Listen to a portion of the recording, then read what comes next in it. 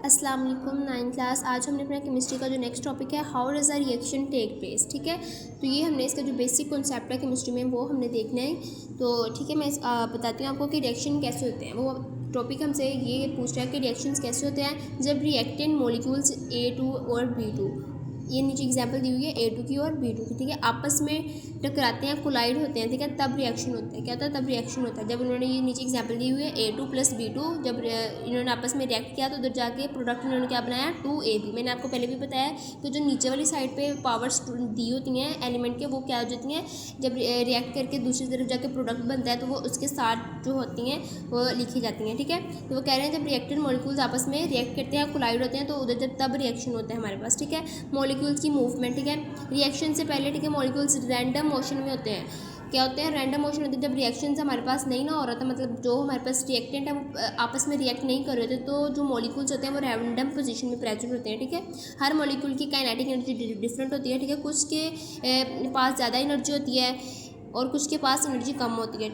ठीक है, वो कह रहे हैं कि जो मॉलिक्यूल्स होते हैं वो रिएक्ट करने से पहले रैंडम पोजीशन में प्रेजेंट होते हैं। हर मॉलिक्यूल की जो काइनेटिक एनर्जी होती है वो डिफरेंट होती है और जो कुछ के पास ज़्यादा एनर्जी होती है और किसके पास एनर्जी कम होती है। ठीक है, कोलिजन का रोल, जब मॉलिक्यूल्स टकराते हैं, जब आपस में कोलाइड होते हैं, हर कोलिजन रिएक्शन नहीं, मतलब अगर वो कोलाइड हो रहे हैं, दो रिएक्टेंट आपस में कोलाइड हो रहे हैं, तो वो बता रहा है कि हर जो कोलिजन हो रही है आपस में, तो वो क्या है, उससे रिएक्शन नहीं बनता। ठीक है, सिर्फ वही कोलिजन जो हाई एनर्जी के साथ होती है वो रिएक्शन करते हैं। ठीक है, एक्साइटेड मॉलिक्यूल्स जो होते हैं, ठीक है, एक्साइटेड स्टेट पे जो प्रेजेंट होते हैं मॉलिक्यूल्स, उनकी कोलिजन वो हाई एनर्जी के साथ, तो रिएक्शंस हमारे पास होते हैं। हर कोलिजन के रिएक्शंस नहीं होते, मतलब कोई भी जो है एलिमेंट आपस में रिएक्ट कर रहा है तो उसकी जाके उसका रिएक्शन नहीं होगा, वो नेक्स्ट प्रोडक्ट नहीं बनाएगा हमारे पास। जो उनके जो एक्साइटेड स्टेट पर प्रेजेंट होते हैं हमारे पास, वो उनके ही रिएक्शन आपस में होते हैं। उनकी जो कोलिजन होती है वो हाई एनर्जी की होती है, इसलिए क्या होती है, उनकी रिएक्शन हो रहे होते हैं। नेक्स्ट हमारे पास आ जाता है ट्रांजिशन स्टेट। क्या होती है? जब मॉलिक्यूल्स कोलाइड करते हैं एक टेम्परेरी स्टेज बनती है जिसे ट्रांजिशन स्टेट बोलते हैं। क्या बोलते हैं? जिसे ट्रांजिशन स्टेट बोलते हैं। जब मॉलिक्यूल्स आपस में कोलाइड कर रहे होते हैं तो एक टेम्परेरी स्टेज बनती है जो क्या कहलाती है? ट्रांजिशन स्टेट कहलाती है। इस स्टेज में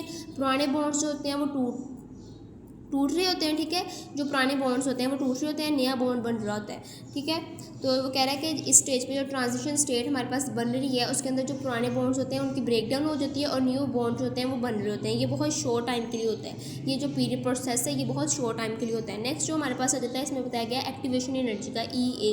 ठीक है, रिएक्शन स्टार्ट होने के लिए मॉलिक्यूल्स को एक मिनिमम एनर्जी चाहिए होती है। रिएक्शन स्टार्ट करने के लिए ना, मतलब जो हमारे पास जो एलिमेंट रिएक्ट कर रहे हैं उन्होंने दो जाकर प्रोडक्ट बनाना है, तो उनको आपस में रिएक्ट करने के लिए जो है उनको एक एनर्जी की ज़रूरत होती है, मिनिमम एनर्जी की ज़रूरत होती है। इस एनर्जी को क्या बोलते हैं? एक्टिवेशन एनर्जी बोलते हैं। रिएक्शंस प्रोसीड कराने के लिए एनर्जी जो चाहिए होती है हमें, वो क्या होती है? एक्टिवेशन एनर्जी हमारे पास होती है। ठीक है, अगर मॉलिक्यूल्स के पास ये एनर्जी नहीं होती तो रिएक्शन जो होगा वो नहीं होगा। ठीक है, अगर ये एक्टिवेशन एनर्जी मॉलिक्यूल्स को नहीं प्रोवाइड हो रही तो वो रिएक्शन को प्रोसीड नहीं कर सकेंगे, रिएक्शन नहीं कर पाएंगे। ठीक है, आगे हमारे पास एनर्जी जो डायग्राम ग्राफ हमारे पास बनाया गया, देखिए उसमें एक्स एक्सिस जो है वो एनर्जी को शो कर रहा है और वाई एक्सिस जो है हमारे पास वाई एक्सिस हमारे पास एनर्जी है और एक्स एक्सिस हमारे पास रिएक्शन पाथ है।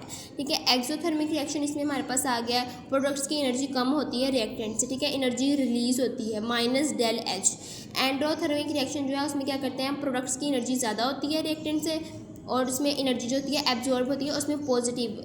ठीक है, रिलीज होगी तो नेगेटिव का मार्क आएगा और अगर एब्जॉर्ब हो रही है तो पॉजिटिव का हमारे पास मार्क आएगा। ठीक है, तो आपने ग्राफ में ये बताया गया है, उसमें वाई एक्सिस पे एनर्जी है और एक्स एक्सिस पे रिएक्शन पाथ है। नेक्स्ट एक्सोथर्मिक रिएक्शन और एंडोथर्मिक का बता दिया। एक्सोथर्मिक में क्या होता है, जो प्रोडक्ट हमारे पास रिएक्टेंट के बाद उधर जाके रिएक्शन की दूसरी साइड पर प्रोडक्ट हमारे पास बन रहा है, उसकी एनर्जी कम होती है रिएक्टेंट से एक्सोथर्मिक के अंदर। ठीक है, उसकी एनर्जी रिलीज हो रही होती है, इसलिए नेगेटिव का साइन आएगा। और एंडोथर्मिक के अंदर क्या हो रहा है, एनर्जी ज़्यादा होती है रिएक्टेंट की प्रोडक्ट से और एनर्जी एब्जॉर्ब हो रही होती है, तो इसके साथ क्या आएगा हमारे पास? पॉजिटिव चार्ज आएगा। ठीक है, सिंपल जो हमारे पास समरी है वो पूरे टॉपिक की ये है कि मॉलिक्यूल्स कोलाइड करते हैं, सिर्फ हाई एनर्जी कोलिजन रिएक्शन बनाते हैं, जो जिन के अंदर कोलिजन हाई होती है, ठीक है, एनर्जी हाई होती है, वही आपस में रिएक्शन कर रहे होते हैं। बीच में ट्रांजिशन स्टेट बनाते हैं, एक्टिवेशन एनर्जी ज़रूरी होती है इनके लिए।